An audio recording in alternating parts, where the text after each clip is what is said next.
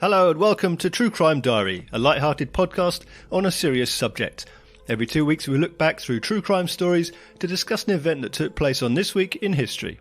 I'm your host Mark Decana, and with me as always are my friends Jed Lester. Hello. And Rue Turner. Hello. So the date we're looking at is the 22nd of June, and in 1915, George Joseph Smith stood in the dock at the Old Bailey facing prosecution for the murder of his wife, Bessie Mundy. Except that she wasn't his wife, and also she wasn't the only woman who died. 3 women were known to have drowned in the bathtub, and all 3 had supposedly been married to Smith, who had become known as the Brides in the Bath murderer.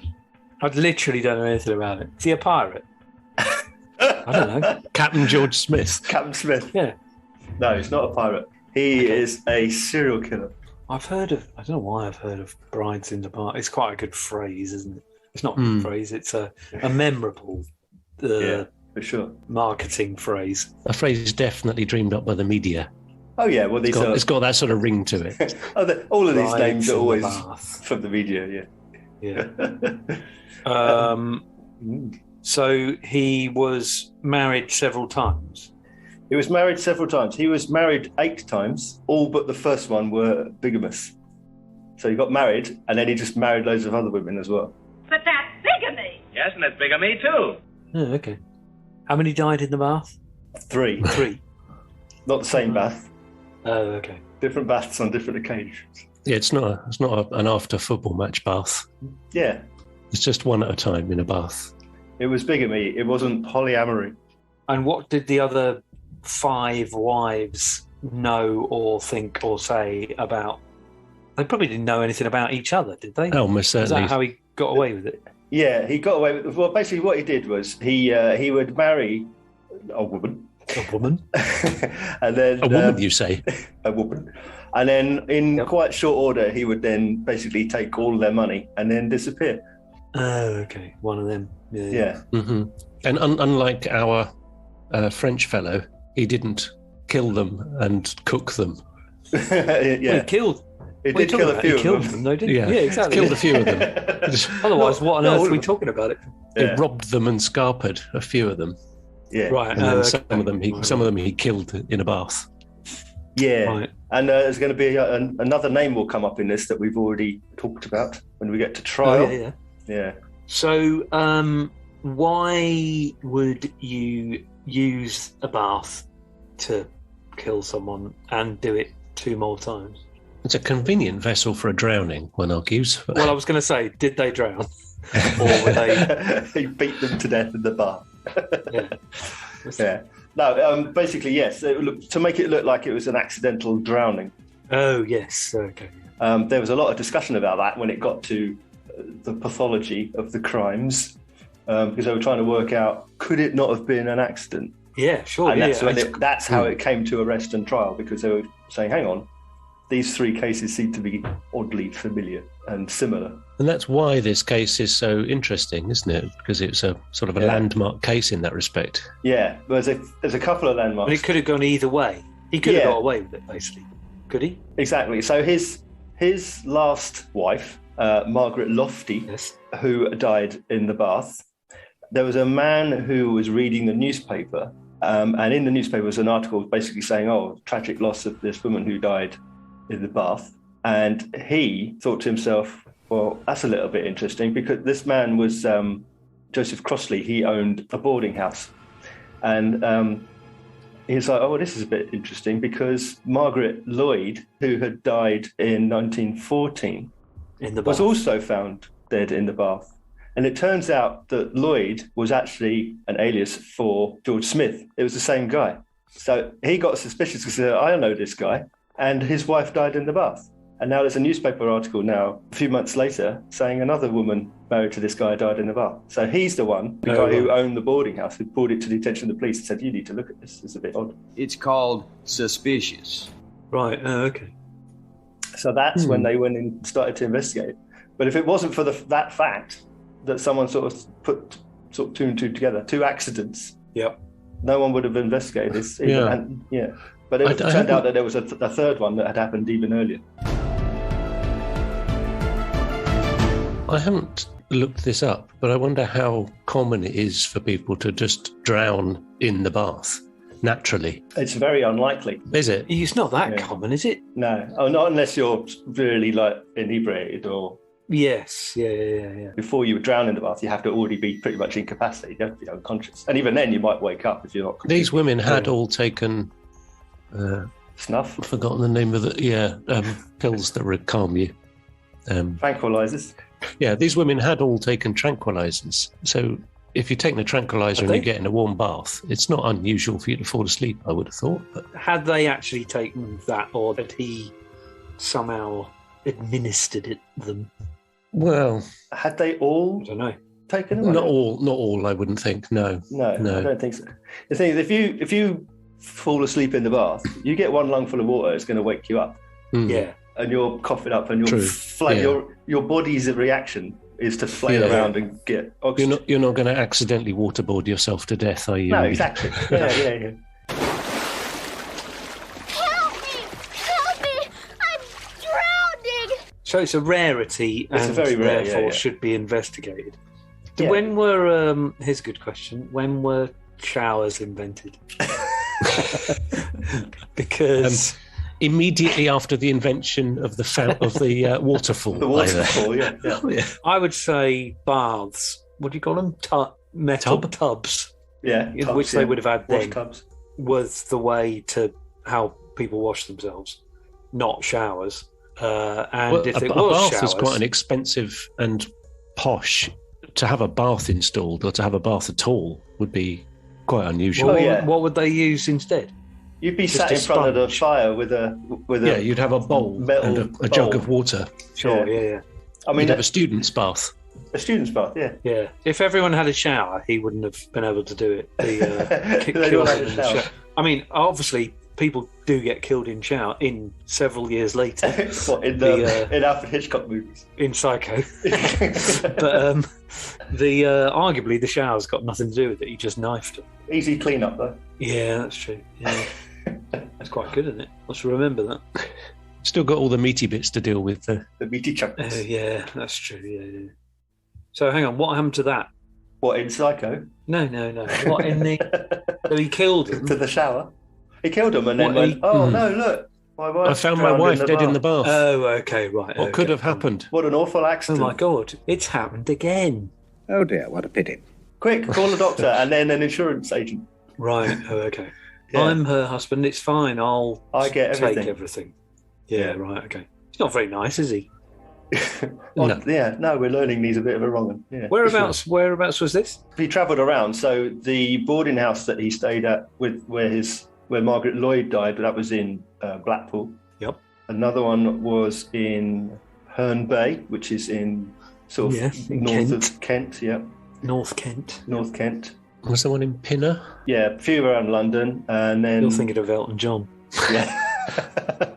He's from Pinner. His first marriage was in Leicester. He gets around, doesn't he? He gets around. He's a traveller. So let me tell you a bit about that. So basically, he was a wrong 'un since the time he was a kid. So he was in basically reform school when he was a child.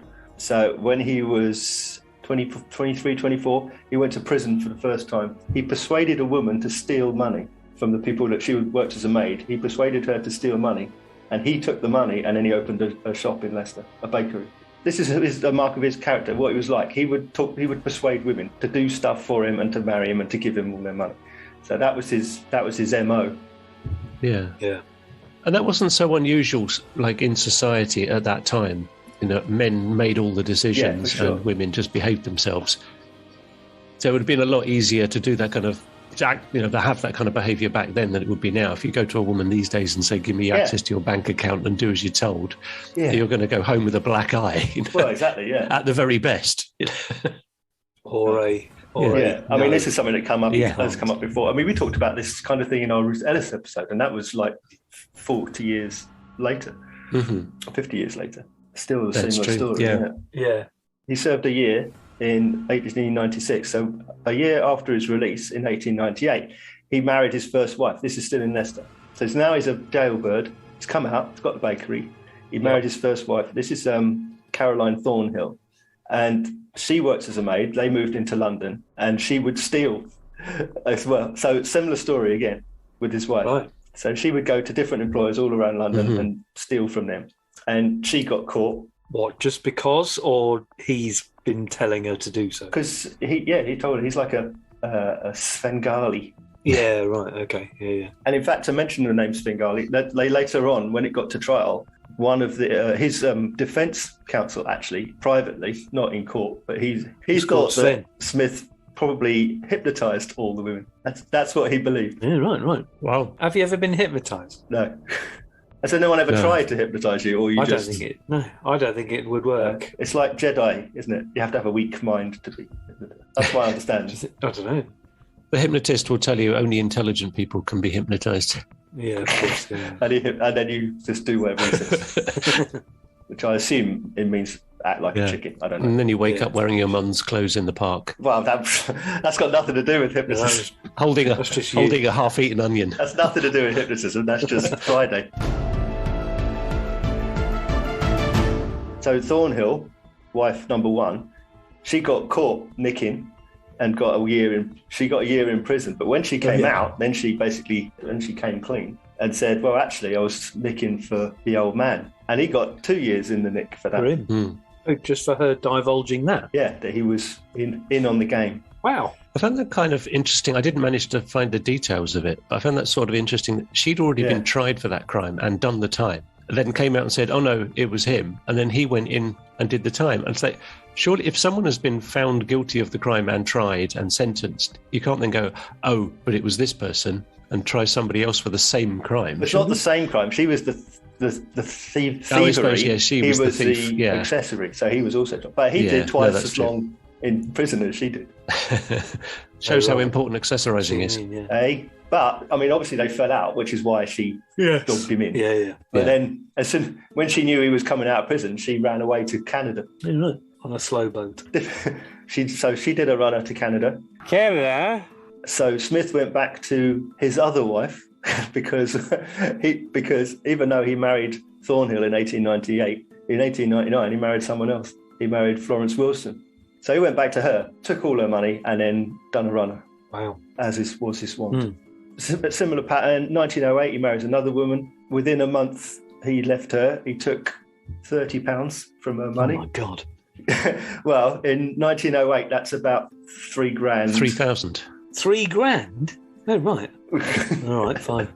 So he nicked $3,000, sold her stuff, and he'd done This a was runner. within a month? Within a month of marrying her. Why did he marry them? Why didn't he just nick the money? Or is that So he had access. Yeah, £3,000, even today, £3,000 isn't a large amount of money. No. I mean, for someone with no money, that's a lot of money, obviously. Yeah. But for the average person today, I'd say £3,000 isn't a huge amount of money. Well, if you've got nothing, it's all the money in the world. So to marry somebody for £3,000 is kind of quite a great deal of effort. You might actually spend more than £3,000 on getting married to them. Yeah. I imagine that they were very quick registry office marriage. I spent 100. How many? When was that? 1908. Yeah. So more than 100 years later, I spent £72. So he should have had a chat with me. I said, honestly, we could have. Yeah. I know. I'm getting mixed up about him spending it on the wedding. You just thrown that into the conversation, Roo, and I've now believed it. He must have spent a fortune on the wedding. Oh, that's he didn't spend £3,000 on the wedding. He got married and ran off with £3,000, and then nicked £3,000. Yeah. Well, anyway, he didn't nick £3,000. He nicked £30. Yeah, it's the equivalent of £3,000. So that means in 1908, my wedding would have cost £6,500. What? Because what did you? No, it would be £1,000. No, not then. 100. What did you spend? Not then. £72 now. £72. Okay, so that's 72 pence. You reckon? That's what I would have. 72 If you pence. spent 72 pence in 1908, that would be £72 today. I wish I'd spent 72 pence. Anyway, forget about weddings. He ran off with £30, which was her savings. Exactly.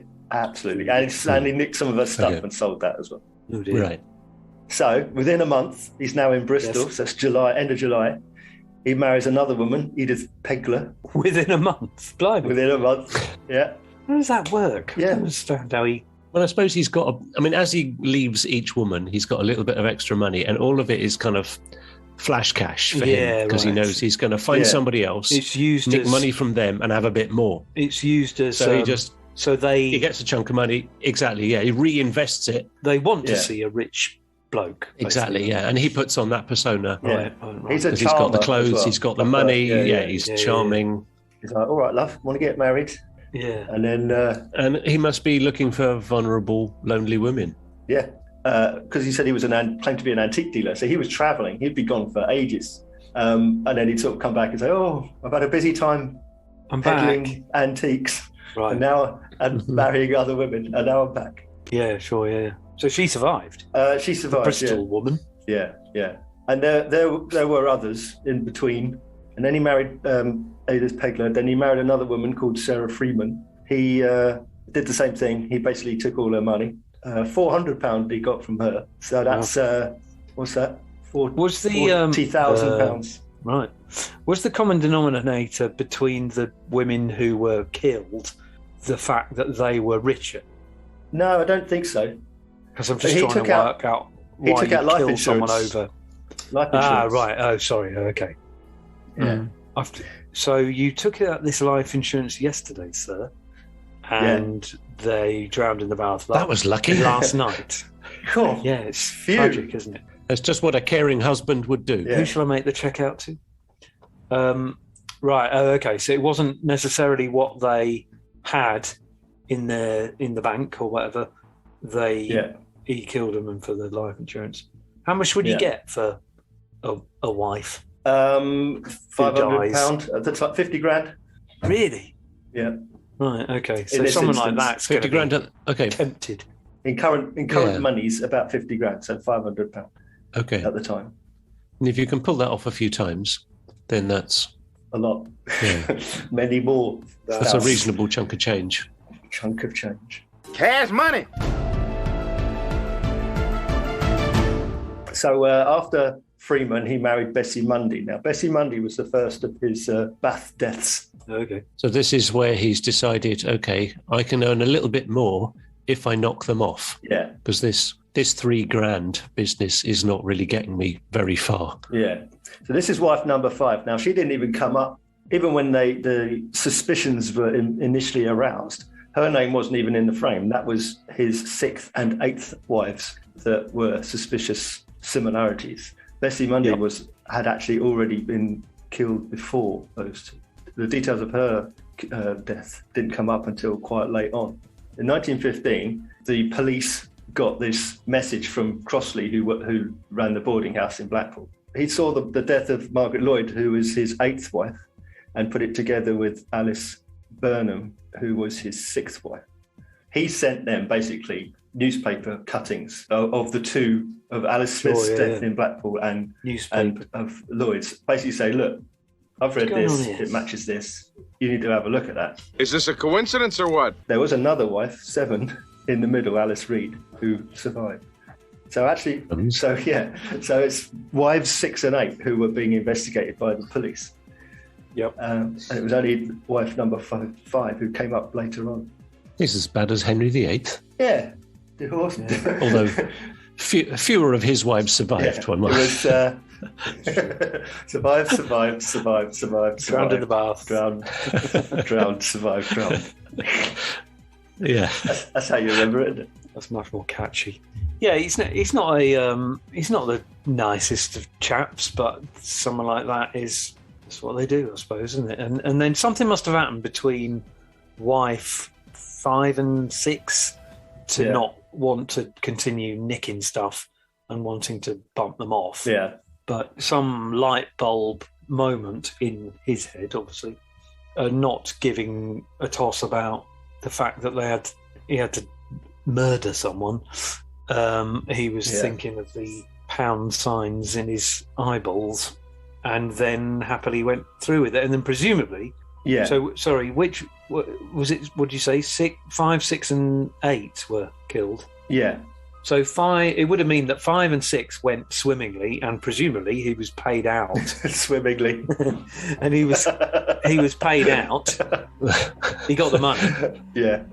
Yeah. And probably, I know, then he probably got investigated after 8, perhaps. So Detective Inspector Arthur Neal was put on the case, and he started to go and look into it. This is where it all starts to unravel, really, is once Neal gets on board.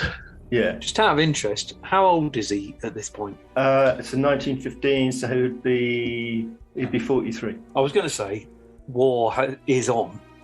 War is on. Surely you'd be hoiked to somewhere. Yeah. But does that mean he was too old? Yeah, probably too old for the army at that stage. Is 43 too old? Probably. It would have been like 18 Sounds quite young to be. 30 or something like that. Oh, holiday. Like a holiday, yeah. Okay, I'll go on holiday to France. Yeah. I've only got a one-way boat ticket. Hang on a minute. Right, okay. So that was never in the picture that he was going to be sent off. No. To fight. Mind you, with all his aliases and moving around, chances are even if I don't think they wouldn't have been the draft then anyway. They would have been volunteers. They weren't conscripted until later on. If he thought about it, he could have utilised, I'm going off to war, to various wives or something, and then not used it as an excuse, basically. He probably did. That's true. Yeah. I mean, he probably did, didn't he? Turned up at another wife and said, "I'm back from my tour." Sure. Would have been in the news all the time. They've called me up again. Understandably, he probably. Of course, he used it. I mean, why wouldn't you? I'm off to war. Hello, sure. Yeah, war. Is that the war? I'll be there tomorrow. Hello, the war. I'm on my way. Really? The war. See you tomorrow. That kind of London calling. Yeah, for sure. I don't see why I wouldn't. Every excuse in his arse. That's what I'd say. Is it? Duly. Okay. So if we ever hear you say you're off to war, we know that it's just bigamy. Oh yeah.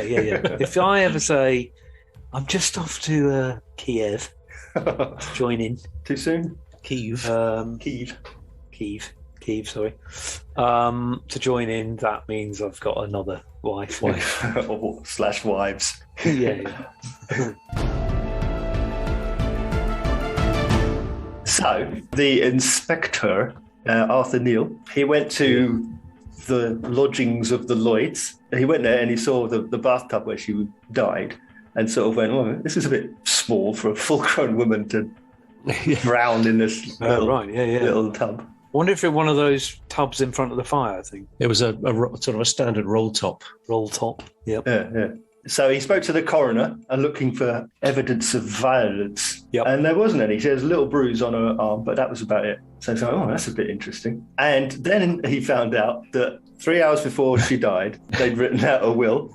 And the same day... It's like he came in through the door with the solicitor's letters in his jacket pocket, shouting, "Run the bath, darling!"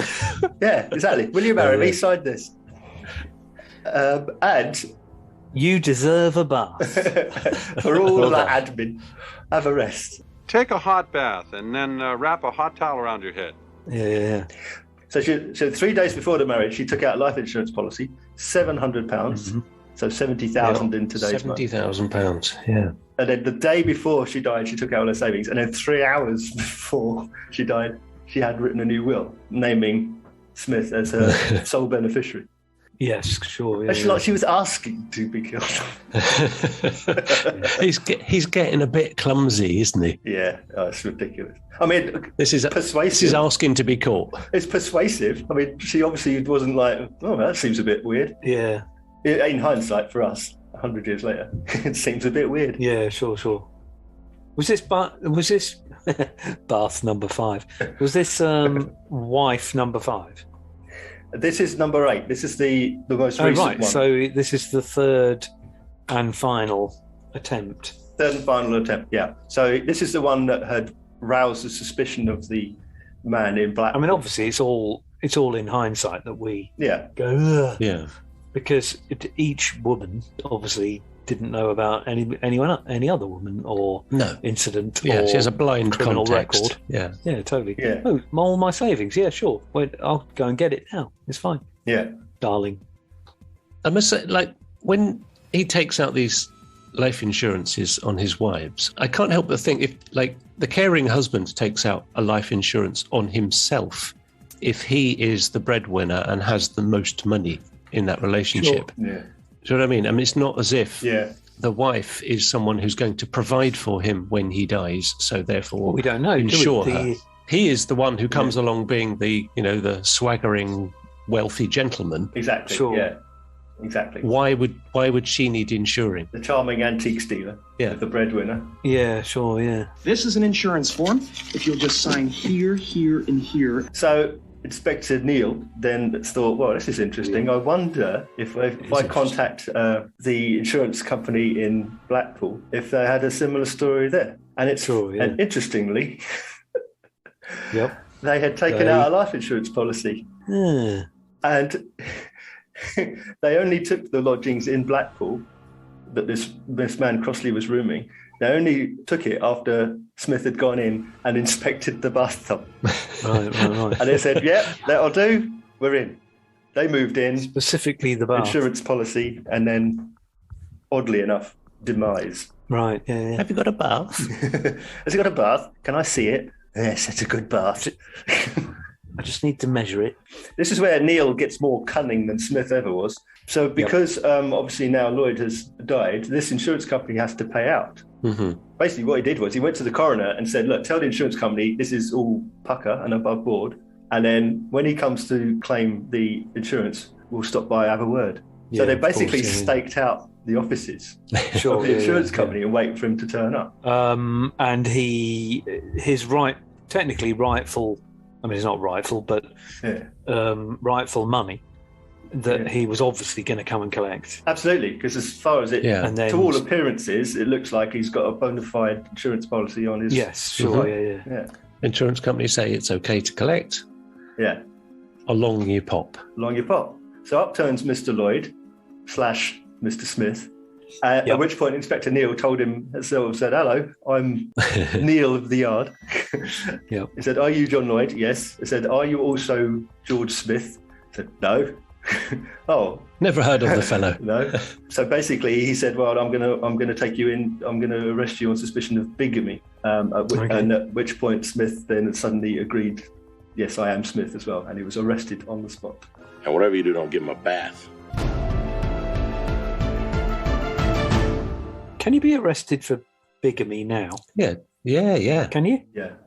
Yeah. Would you get it's fraud, basically. Oh, yeah, it is, isn't it? Would you get sentenced, or would you just get told to divorce some people?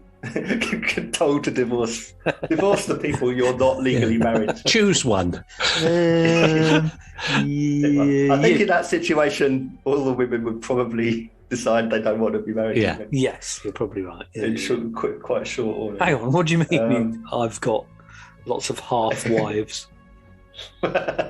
It is part of the Offences Against the Person Act 1861. Right, so that would have been in position. Yeah. So that's why he got arrested for bigamy. 7 years. Ooh, what now? Now, currently. Just for another marriage? For a charge But he of had bigamy, 7 counts. That's what I'm saying. Would he have 49 years? I don't know if they can be consecutive or concurrent. But up to 7 years today for a charge of bigamy. But Wow. That's that off the table. You want to rethink your going to war? That's more attractive now. We'll go to. Yeah. How do you feel about your first wife now? I'll have to see her on Monday through Thursday instead. So he gets arrested, basically. He knows about does he know? So Inspector Neal knows about the murders, but he's got him on bigamy first.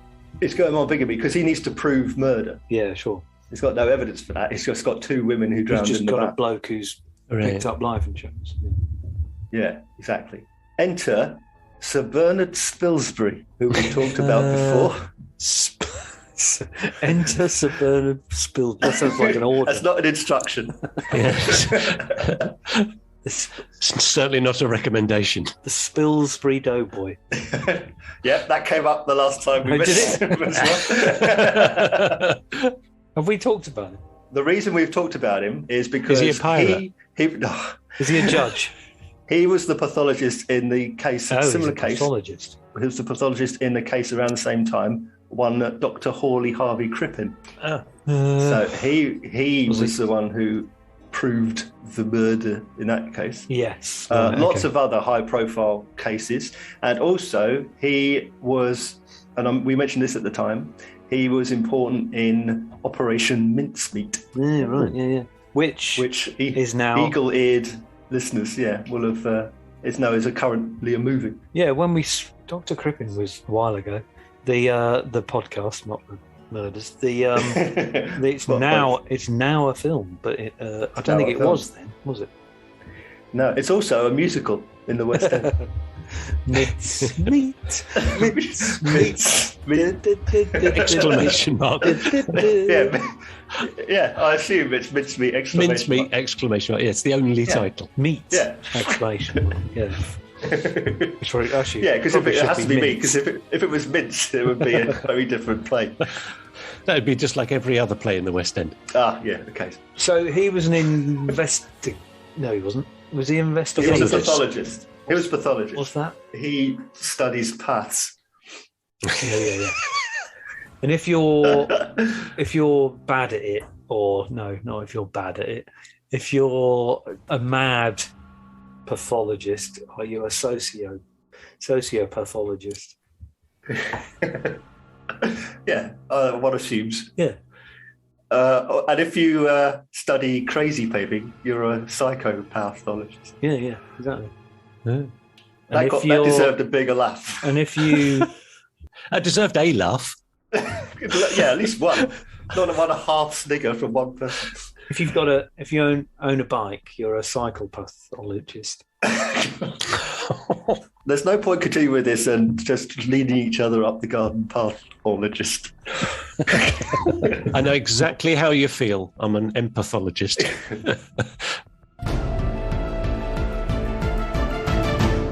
Margaret Lloyd's body was exhumed, and first thing he did, supposedly, was drowning, definitely cause of death.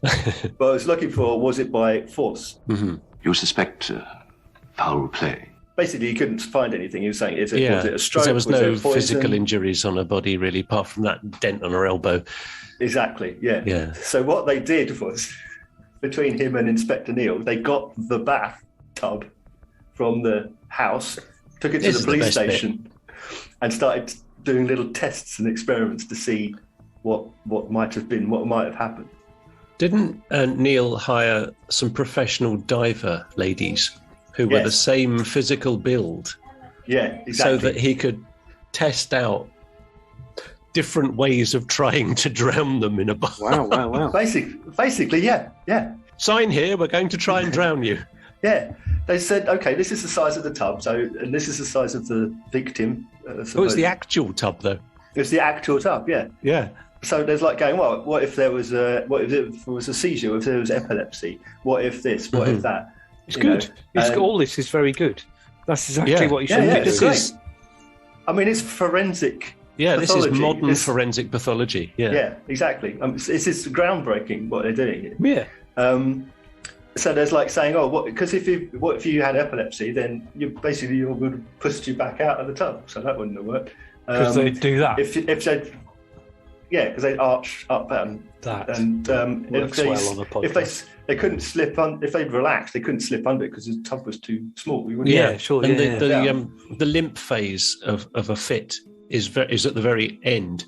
And the beginning phase is the arms are thrashing, the legs are thrashing. So all the water you come out of the bath. All the water would have come out of the bath rather than falling into it. It would have been sploshed away, wouldn't it? All the water, if there'd been too much flailing. Exactly. So they got, as you say, these divers. And of course, you'd be injured as well by flailing. The victim only had one small bruise on her arm, so it's like, she's been thrashing around, and it's the same thing. If they'd been forced under, they would fight back, so there would be damage, scratches and stuff. Yeah. So they hired these divers of the same build, Some divers. I'm sure you could have just hired some women. Women who could hold their breath under the bath for a while. People who wouldn't instantly panic by sudden submersion. They're just sort of saying, well, what if this, what if that? And one of them,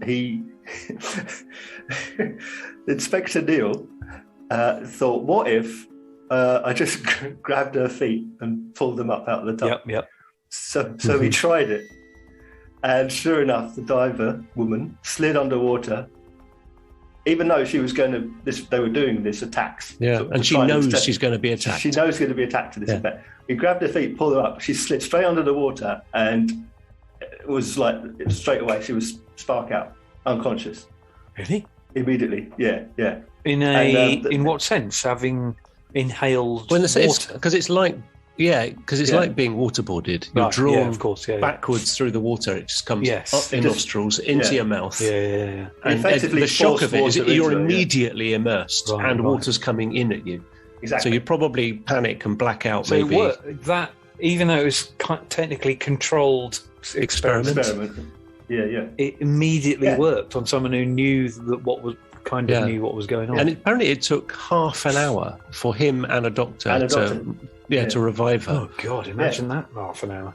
Yeah. Sorry, we nearly killed you. Yeah. And she said that she had no memory of anything other than a rush of water, and then she was unconscious. So it was instantaneous. She wasn't like, "Oh my God, I'm drowning." She's like, "Oh, water," and then. I mean, that's quite heartening to know that. That's what. When you drown, you just go.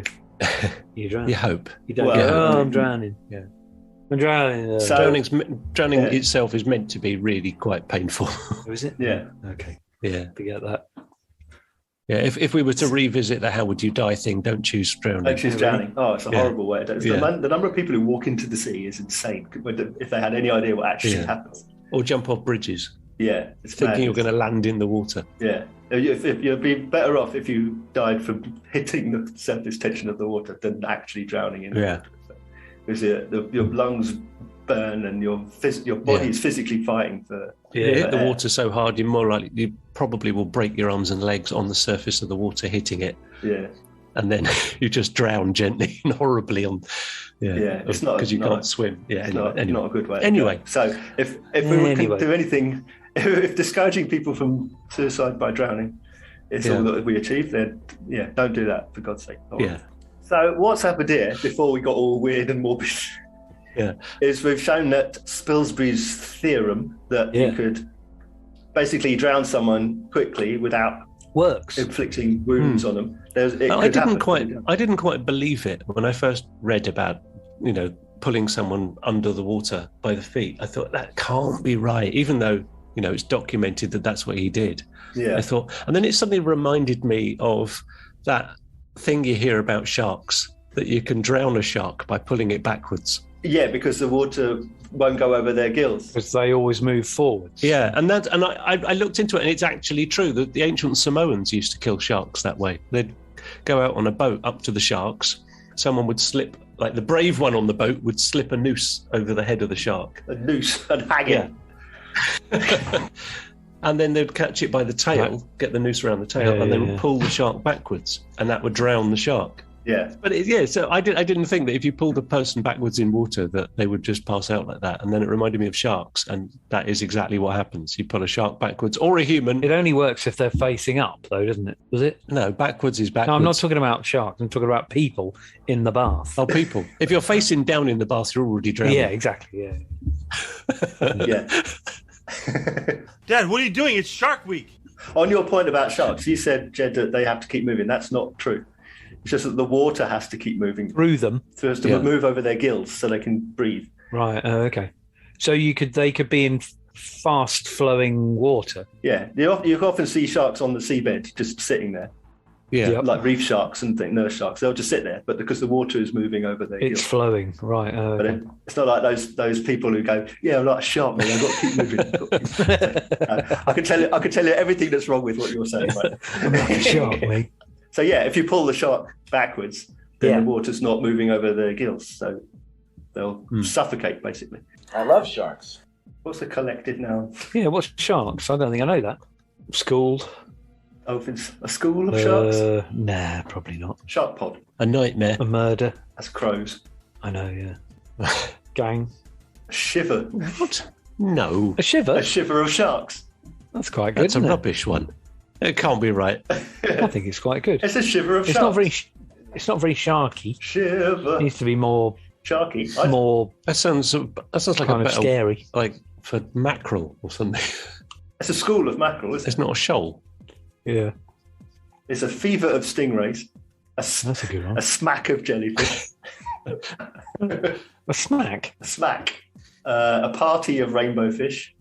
A party? Party. Yeah, because of the colours. A squid squad. A squad of squid. That's the best one. That is quite good. With Inspector Neal, squid squad. And a shiver of sharks. Very good. A shiver of sharks is just enough.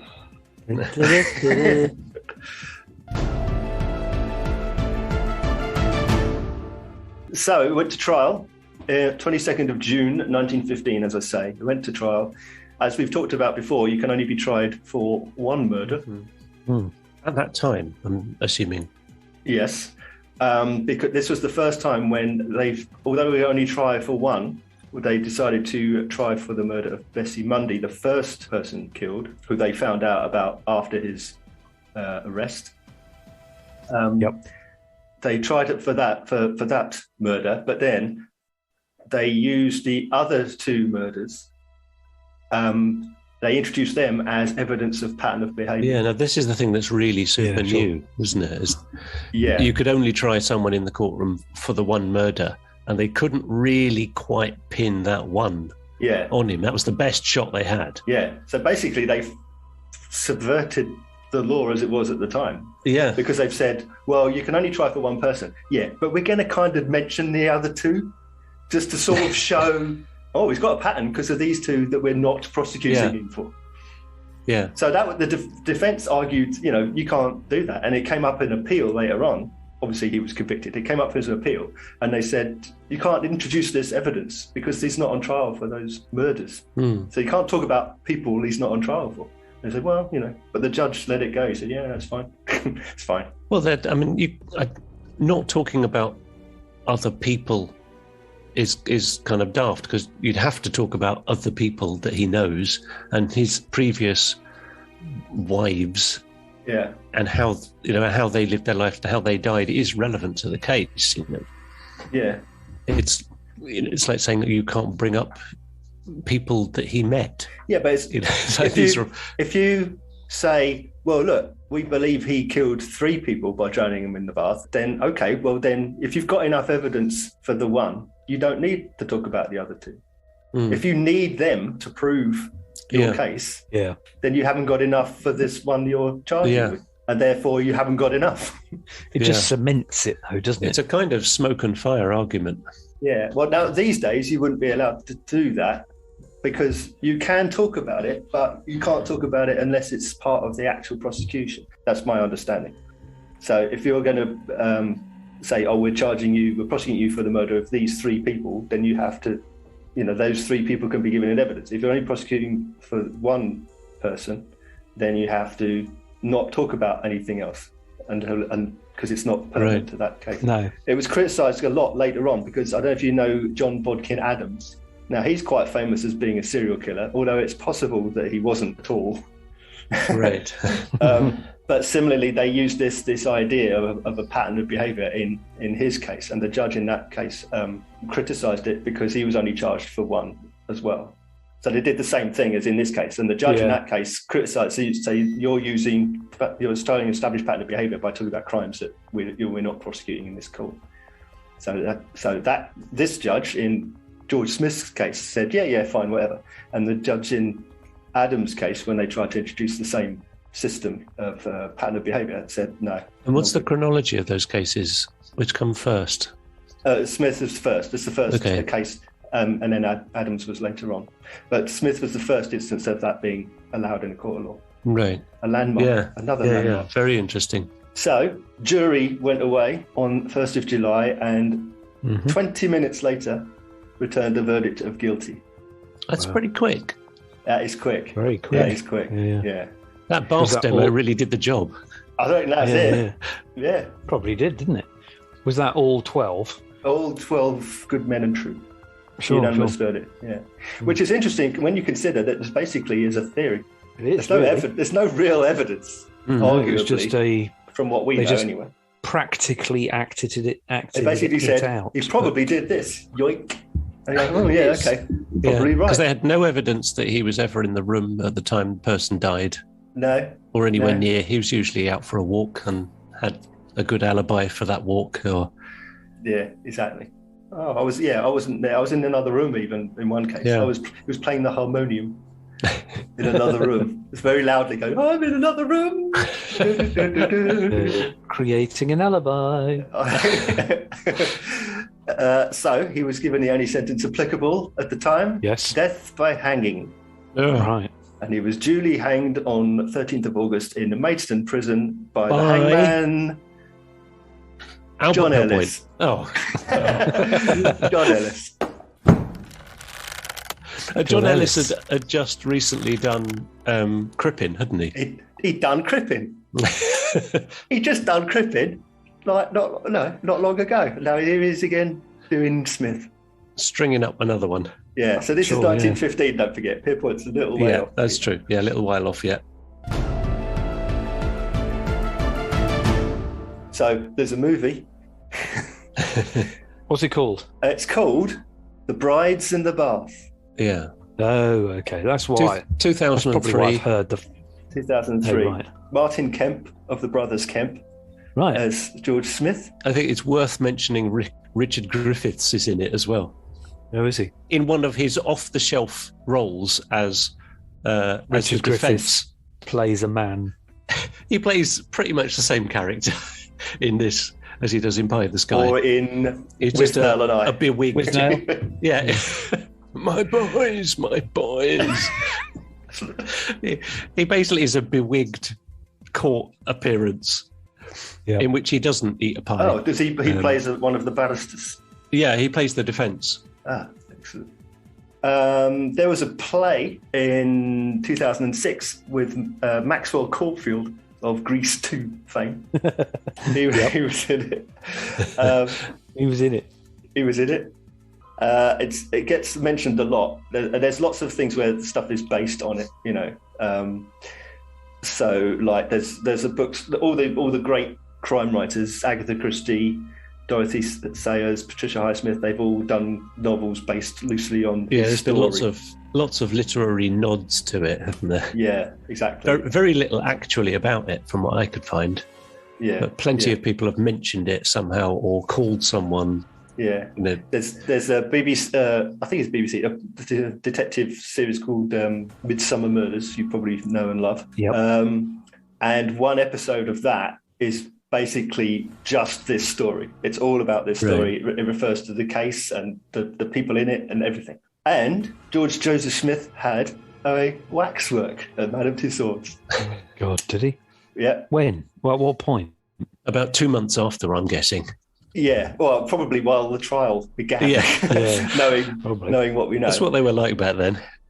So it was there from about 1915, around the time of the trial. Right, yeah. Until 100 years later. Wow. Oh my God.